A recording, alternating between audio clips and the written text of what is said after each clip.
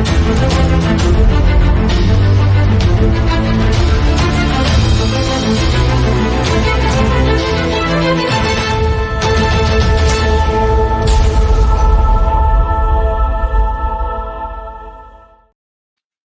right, everybody. Welcome. Another edition of a new video, actually, that we're going to drop on you guys today. It is going to be some trade targets, some guys that we love late in the season coming up here, and some guys that we want to get rid of right now at the peak of their game. So let's start it off. Week 6 trade target. Kyle, who do you got for us today? The guy that I am trying so hard to trade for right now is Joe Mixon. He is a guy that I so badly want on my teams because I think he is going to have a fantastic rest of the season. He started off with that week 1 25-point game in PPR. And then since then, he's just kind of been 8, 10, 13. He was hurt last week, but still had a 10-point game. And I could totally picture some owners of Mixon just being upset about it, thinking that they could get more. So maybe you reach out, say, hey, I've got maybe an RB who is doing just about the same, and I'll throw in a receiver.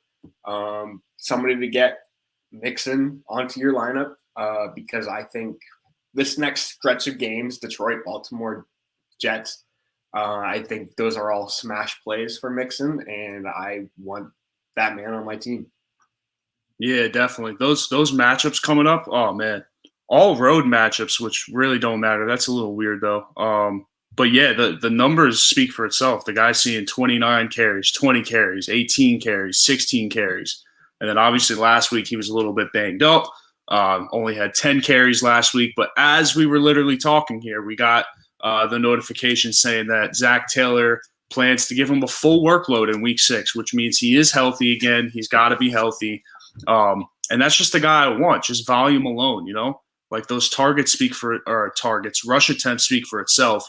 I wish he would start seeing a little bit more targets, and I think that'll happen more as this offense gets its feet under itself. They got Higgins back now healthy, and the Jamar Chase has a role. Tyler Boyd has his role. So I think they're figuring a lot of stuff out, and I think this team gets better as the season goes on. That division's a little shaky. They got off to a great start, not so hot in the last few games here, but I like Mixon. I think he's a great buy now target. Off the top of your head, Kyle, would you have a name or anybody that you would be willing to give up for Joe Mixon right now that possibly may be doing better than Joe Mixon right now? I wouldn't say better, but a guy that comes to mind is Chase Edmonds. Yes. I think he's a guy that, I'm looking at his stats right now, 14-12, 14-17, all in the first 4 weeks. He had that 4.4 dud last week, but, he's getting, at least 5 targets a game. Right. He's basically a receiver in this Cardinals offense, and he's a guy that I would offer for Mixon with maybe, a Darnell Mooney or Henry Ruggs attached to it. Maybe that guy will bite, saying, all right, yeah, I get 2 guys I can start and probably perform better than Mixon has been already. But then you're getting the ceiling of Mixon in return. Oh, definitely. Yeah. If I could throw on anything to Chase Edmonds to make that trade happen, I would most likely do it. Like you said, Edmonds is basically a receiver. And the only thing I've figured out from the Cardinals this year is that their receivers are very, very inconsistent.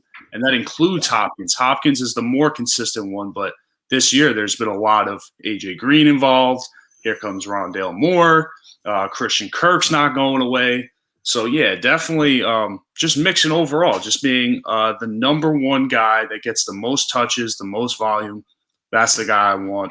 No brainer. Yeah. All right, so Joe Mixon, I love it. My trade target that I am going for right now, not waiting any later, is David Montgomery. So I absolutely love David Montgomery. I wasn't a huge fan of him last year. I love him this year for a few reasons. Weird enough, I was going through his numbers here, and Montgomery has actually scored more points when he's on the field less. First game, 59% snap percentage. He drops 18.8 points. Week 2, 80% snap percentage, 10 points. Week 3, 82 snap percentage, 7 points. And then week 4, 62 snap percentage, 22 points. And that's just mind-boggling to me.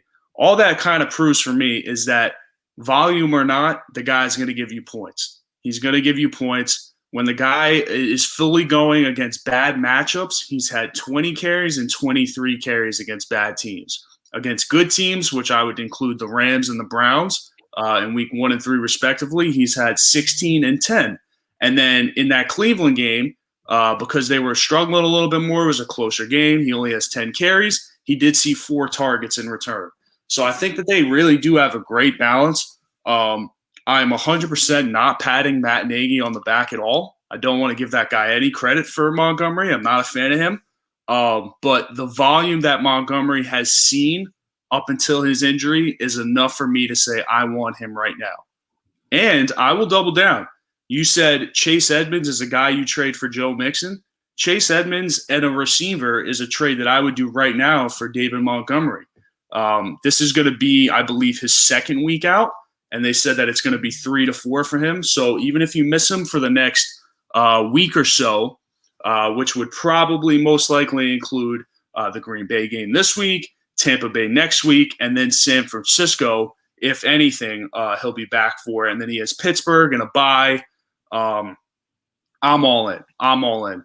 A trade that I actually just did for David Montgomery, just to put some perspective on it.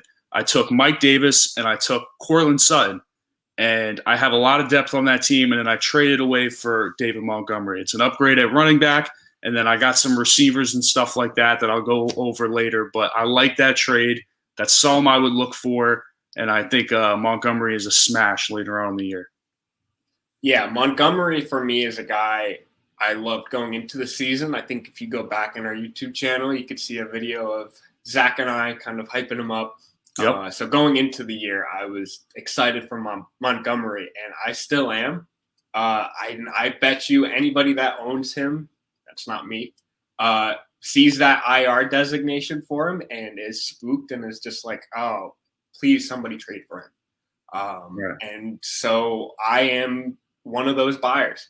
And please give me Montgomery, because when he returns, if I can afford to wait out his IR wait list, I want him. I'd like to have some roster percentage of David Montgomery because you're right. I think he just is going to have a really good second half of this year. Oh, yeah. And right now he's hanging on to those RB2 numbers. He's right on the verge of becoming an RB1 in terms of points per game. So hopefully some better matchups tender to him later on in the year. And like I said, that's a guy I want.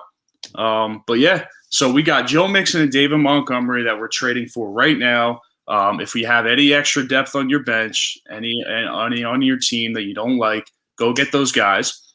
And now let's flip it. Other side of things. Actually, we got two tradeaways here. One that happens to be on my team that I'm going to give you a good plan on what I plan to do with them and stuff like that. But let's go to Kyle. Kyle, who you got for us? The guy that I am trading away in hopes of getting something in return is Tyler Lockett. Now, it happens every year with Seattle, and I bet you everybody in your league knows it. Tyler Lockett, Russell Wilson, ball out. And Tyler Lockett is one of those guys people are frustrated with, last year at least, where he's just puts up a 50-point game and then he has 2-point games for the rest of the year. And that really sways his end-of-year finishing. But this year he was a little bit of a different beast. He started with 26, 31, and then he just kind of dipped 7, 6, 10. And that's not really exciting if you're trying to trade him. But I really think it's going to go a little bit downhill with Geno Smith at quarterback. Reports are we won't be seeing Russell Wilson behind center until mid-December. And I don't think that excites me at all to be a Seattle wide receiver, have any of them on my teams. So I am kind of looking to move Lockett. And I bet you're going to ask somebody if they want Lockett, and they're going to say, yeah, but probably really cheap.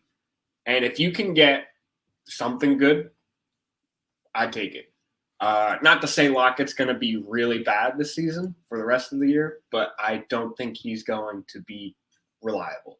And if I can get somebody who's going to put up 10 points every week in place of somebody who's going to get 6, who I think Lockett will be that guy, I'm taking it. So that's just my thoughts on Lockett. And a guy, if I have him on my teams, I am probably shopping him for something. Oh, yeah.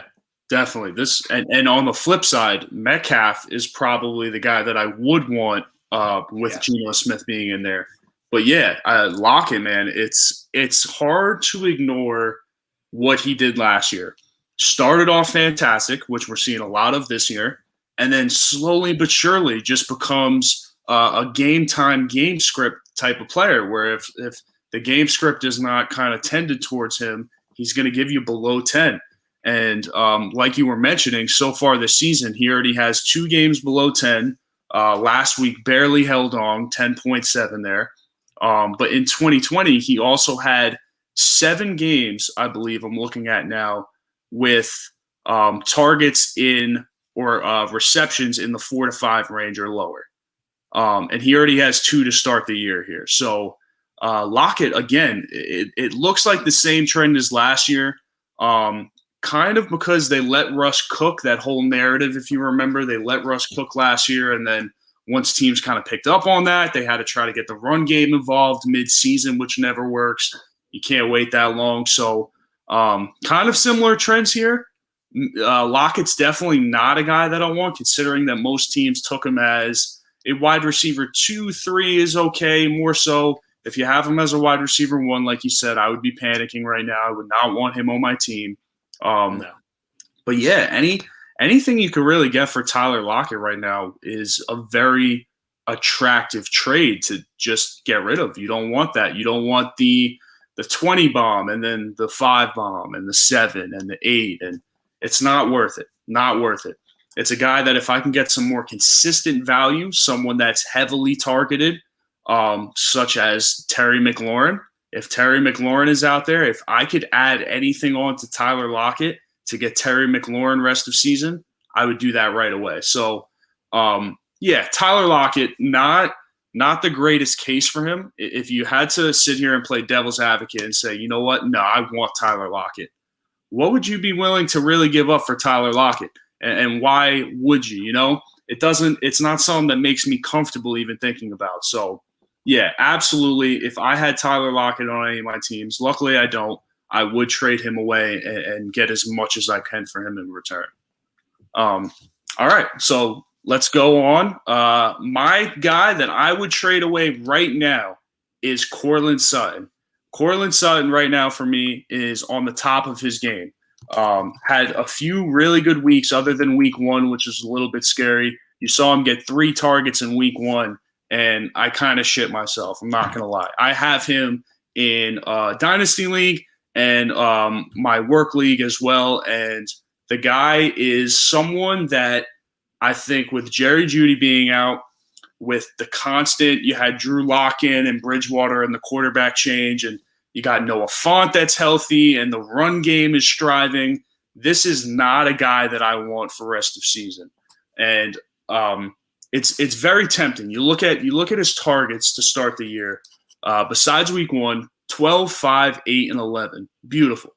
Can't ask for more than that. But with all of those targets, he only has 2 games above 10 points, and they were big boom games. They were 24.9 and 25 last week against the Steelers. Absolutely fantastic games. And now I look at these I look at these matchups as well, and I look at what is he doing against good teams? What is he doing against bad teams? What kind of coverage is he seeing? Courtland Sutton is not getting any special kind of attention from these teams right now. They're letting him go. He's getting his one-on-one situations, which is great for the whole team as a whole. But let's see here. He drops 24.9 against Jacksonville, bad team. 8.7 against the Jets, which is a bad team. So really no correlation there. And then you run into Baltimore and Pittsburgh, and Baltimore, he has a bad game, 3 catches on 8 targets. And then Pittsburgh, 7 catches on 11 targets and has a boom game. So it's hard for me to sit here and say, I want to play a guy that out of 5 weeks so far, 3 of them has scored below 10, and 2 have been boom weeks. This is a boom week. I don't expect another one to come for another few weeks here. Trade him right now. Get as much as you can for him off a 25-point performance and just be happy with it. There's a bunch of guys here that are very similar to Courtland Sutton's numbers right now. He's sitting right at PPR wide receiver number 28.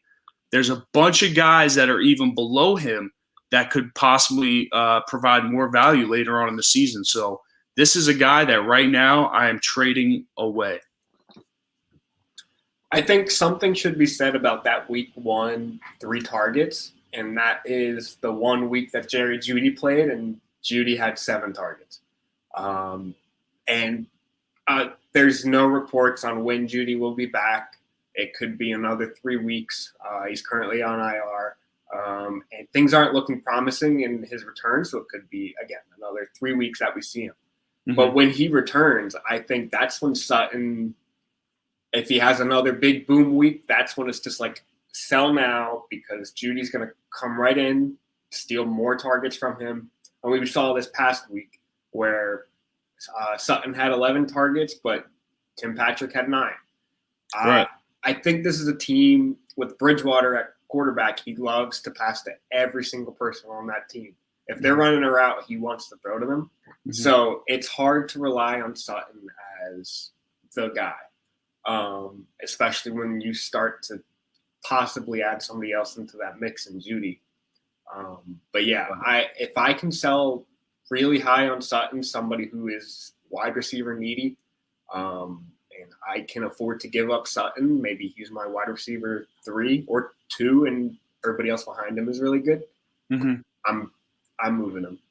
Oh yeah, that's a great point. And I did look up Jeudy as you were talking about it here. They did say that at max it would be 2 months. So I believe that would put him right around a week 8-9 return, if that's best case scenario. So right around there. And I mean, dude, that's playoff time. You don't want a receiver that's not even the second most targeted guy on his team.